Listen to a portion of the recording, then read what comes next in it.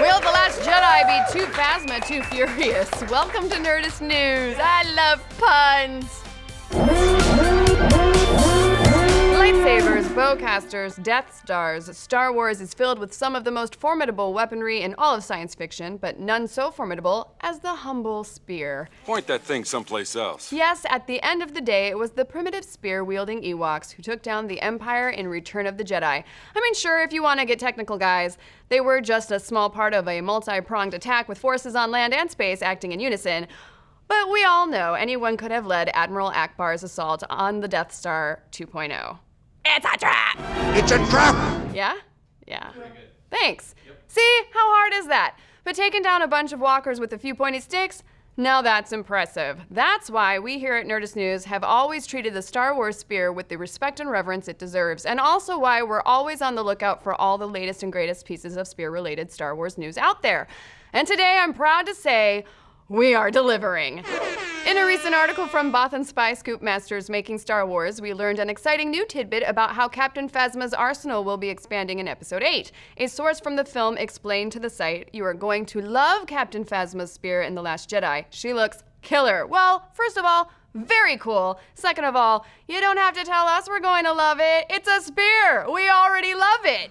But we also love that this seems to be our first hint that The Last Jedi will make up for one of the biggest sins of The Force Awakens, namely, wasting Captain Phasma. Let's face it, for all the hype that she got prior to release, Captain Phasma was given almost nothing to do in the actual film. A particular shame when you consider they had an actor as awesome as Gwendolyn Christie in the role, and the fact that they're taking the time to design her a memorable weapon tells us that director Rian Johnson probably has more in store for her than leaving her at the bottom of some unseen trash compactor. Still, while this is an admittedly neat detail about the film, it doesn't give us a ton to speculate on, unless, of course, you're as well versed in the significance of spears in the Star Wars universe as we are. For, as we already pointed out, spears are not uncommon in the galaxy far, far away. They turn up a lot for a universe that has no shortage of projectile weaponry, and not just in the hands of furry little tree people. For instance, spears were the weapons of choice for the royal guards of the Emperor. Specifically, they carried force pikes, but for all intents and purposes, they were just spears with fancier sounding names. Now, in the Empire, the Emperor's royal guards were handpicked from the very best of his forces, and since the First Order seems to be taking all the same goose steps as the Empire, it would make sense that they would do exactly the same. Is Phasma's new spear a sign that she got promoted to the big leagues and is now serving Snoke directly as a personal bodyguard? It is a possibility, and sure, you might be wondering why they'd promote her after divulging the codes that pretty much led directly to the destruction of Starkiller Base, but remember, no one really knows about that except herself, Han, Chewie, and Finn. Remember me? And half of those people are either dead or only speak Wookiee, leaving only one person who could really put her on blast, and that would be Finn. And I liked the use of blast there. Oh, that's good, guys. Which leads us to our next theory. Phasma will be the Last Jedi's Boba Fett. Allow us to explain. As we reported a few weeks ago, the movie seems to be developing a structure pretty similar to that of The Empire Strikes Back. You have the Jedi training part of the story that will take place between Luke and Rey, and the rest of the team searches the galaxy for help, part of the story that will lead Finn and friends to that brand new casino planet.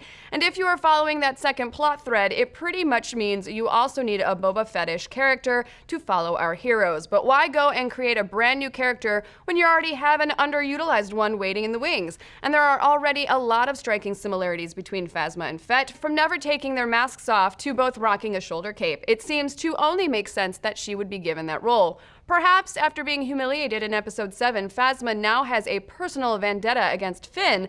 The spear could even be a weapon that she pulled out of the trash compactor that she was so unceremoniously dumped into. I mean, it's an entire planet of bad guys, so you know some of them aren't disposing of their old weapons properly.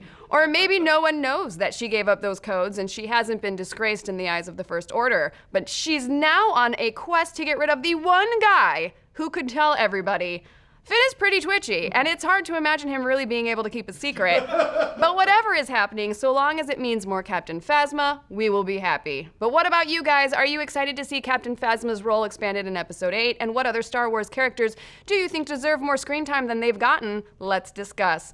And a very special thanks to Loot Crate for sponsoring today's episode. Loot Crate is a monthly mystery crate for pop culture fans filled with exclusive items and apparel.